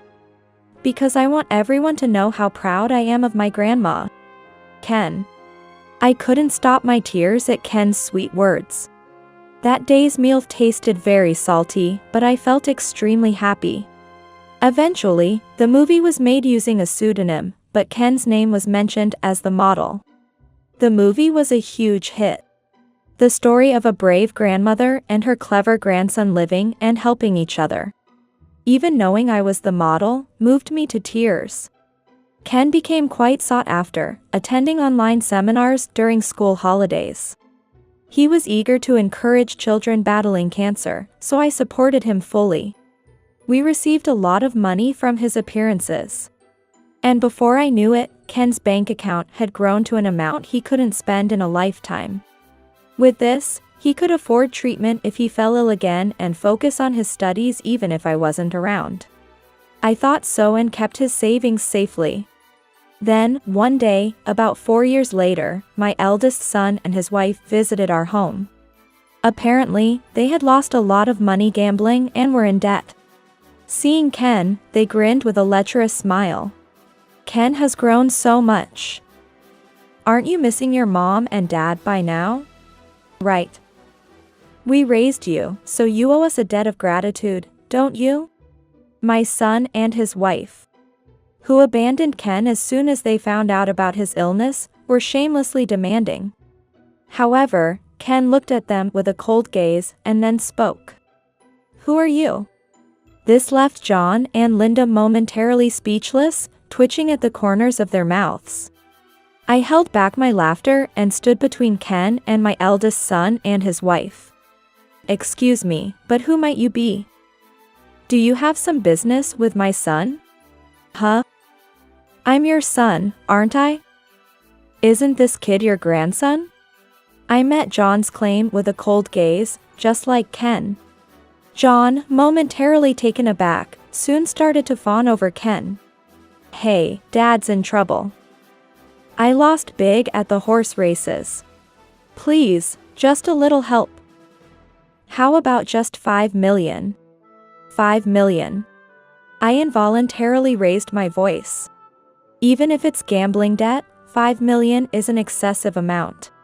Despite my husband and I repeatedly warning against gambling and debt, it clearly didn't resonate with John. That money is the reward for Ken's hard work in giving lectures. He had to share his painful experiences openly. It's not for you to use for your entertainment. I said this and shut the door right in John's face. My eldest son and his wife were shouting something, but when I called the police, they arrived promptly, and soon it was quiet. However, not ready to give up, the next morning around 5 a.m., my eldest son and his wife stormed our house again. "Mom, I've changed my heart. So let me back in the house. Ken? It's Mom. I'll take good care of you from now on. So please let us in. The two continued knocking on the door. Hearing the noise, Ken, who had been eating breakfast, sighed and headed towards the entrance. But the sound of the door opening never came. Worried, I went to see what was happening. Ken was looking down at my eldest son and his wife through a small window, slightly off from the entrance. He then spoke to them, unaware that they were still knocking on the door. Okay, I'll give you some questions. If you answer even one correctly, I'll let you live with us. What, that's all? You're still a kid after all. Go ahead, ask anything. I could hear John's cheerful voice. Ken thought for a bit and then posed the first question. What are my favorite and least favorite foods? Hey, Linda, you know, right? John immediately seemed unsure and turned to Linda.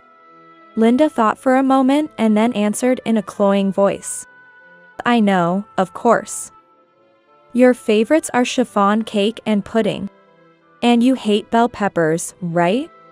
I sighed quietly so that my eldest son and his wife couldn't hear. Ken gave me a troubled smile and then looked outside the window again. Is that your final answer? Yes. How can a mother not know her child's likes and dislikes? Linda's voice was full of confidence. Ken then burst out laughing.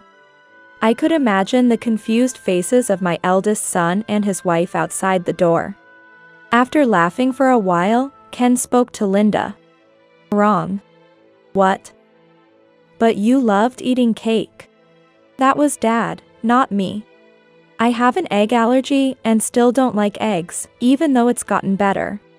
So, I don't eat egg-rich cakes or pudding. The cake I enjoyed was the egg-free cake Grandma made. And I like bell peppers. My least favorite is whipped cream. But, in fact, Linda had only given Ken the cheapest retort porridge and bread until they came to our house. It's surprising Ken managed to stay healthy. But it was thanks to the meals at the daycare he attended at that time. The director of the daycare had quickly noticed Ken's situation and changed his meals to allergy-friendly ones, closely monitoring his health. When Linda was warned that if the situation continued, it would be reported to the Child Welfare Services, she withdrew Ken from the daycare the next day and ended up staying at our house. That was the background up until now. How could I possibly know that? We've been apart for years. Okay, next question. When is my birthday? Actually, today is Ken's birthday. A parent shouldn't forget their child's birthday. However, my eldest son and his wife didn't seem to be able to answer. What's wrong? It's an easy question. I know it, right, John? When Linda called John's name, he replied in a flustered manner, of course. But still, they couldn't answer. If you don't know, just say so. About 5 minutes passed, and Ken said this quietly. I could feel his sadness, and my heart ached. We know it. Just momentarily forgot. That's all. Right. Just slipped my mind. Can you give us a hint? Frustrated by their ridiculous excuses, Ken laughed loudly, but there were tears in his eyes. I stood next to him and held his hand. He was surprised, but when he looked at me, he nodded firmly and wiped his tears. Then faced my eldest son and his wife. It's strange that real parents need a hint for their child's birthday. Well, it's no surprise. You two never celebrated my birthday anyway. What? How can you be so disrespectful after I gave birth to you? You should be grateful just for that. As Linda became enraged, Ken looked at her coldly. She was taken aback by his gaze and fell silent. Okay, last question, and it's an easy one. Ken then asked the final question. What organ was affected when I had cancer? Indeed, it was an easy question. It has been explained several times on TV. Even if my eldest son and his wife hadn't been interested at the time. Given how much it was discussed, they should have known. But they completely defied my expectations. Huh? Wasn't it the heart? It's the stomach, right? I was taken aback by their response. I finally understood that these two really had no interest in Ken. I expected Ken to be shocked, but to my surprise, he was smiling. Thanks, that helped me get over it. What? My eldest son and his wife seemed confused by Ken's smile. Ken's smile was bright, but his eyes were not laughing. The cancer was in my kidneys. You claim to be my parents, but you really have no interest in me. My real parent is here, Susan, not you. After all we've done giving birth to you, you don't plan to be filial. That's why I said my parent is Susan. Oh, there comes your ride. Please don't come again. Ken said this and abruptly closed the window. I could hear my eldest son and his wife shouting from the other side of the door. But soon the police arrived and quieted them down. I was concerned about Ken's feelings, but he let out a sigh of relief and smiled at me. What I said to them just now, I meant it. I've always been too shy to say it, but I've always wanted to call you Mom. Is that okay? Yes, of course. Overwhelmed with happiness, I cried and hugged Ken. He said, "It's hard to breathe, Mom," but hugged me back. At the police station, my eldest son and his wife claimed that I had brainwashed Ken and that they were the victims, having their beloved son taken from them. The police firmly denied the claims of my eldest son and his wife after seeing the evidence from the daycare and the care records I had submitted to the city office. They called me to confirm, but it was clear they were frustrated with my eldest son and his wife, who were seeking help even at this point. After that call, Ken went to the police station alone to say his final goodbyes. He returned with a refreshed expression, having revealed everything they had done to him. I said my final goodbyes. I also exposed everything they did to me. They'll probably be behind bars for a while now. Ken showed me the data he had shown to the police. It contained footage of my eldest son and his wife committing theft and accepting money from a man. It turned out they planned to keep Ken with them, live off his royalties and other earnings, and even tried to sell him to someone involved in unsavory business practices. I turned pale when I learned of this plan. I couldn't believe my own son could plan something so horrific. Ken, sensing my shock, spoke apologetically. I asked my manager to look into it and found out about this. But I kept quiet because I was worried it would shock you too much. I'm sorry. It's okay. I can handle anything for your sake. It's scarier not knowing. Yeah. I'm really sorry. But you're the only one who worries about me like that, so I want to protect you too. Ken said this shyly, and I couldn't help but cry tears of joy. He had matured beyond his 10 years. But his expression seemed age-appropriate, and my heart felt warmly content. Later, my eldest son and his wife were found guilty of numerous other crimes and sentenced to nearly a decade in prison. They never showed remorse, and the letters they sent, which the manager received on their behalf, still contained demands for gratitude for having given birth to Ken. Ken continues to visit hospitals to cheer up sick children. Even as a middle schooler entering adolescence, his honest and kind nature hasn't changed. He recently got a girlfriend and sneakily goes out on dates, which I watch with amusement. Thankfully, his cancer hasn't recurred, and his prognosis is good. He's able to live a normal life like his peers, though regular checkups are still necessary. As for me, I'm still doting on Ken. I might be a bit overbearing, but it's my life's joy. My current goal is to live long enough to see Ken get married and to attend his wedding. If I'm lucky, I'd love to see my great-grandchildren too. I've even started going to the gym to stay healthy. People are surprised at how energetic I am for my age. I plan to keep doing my best to be a proud mother for as long as possible.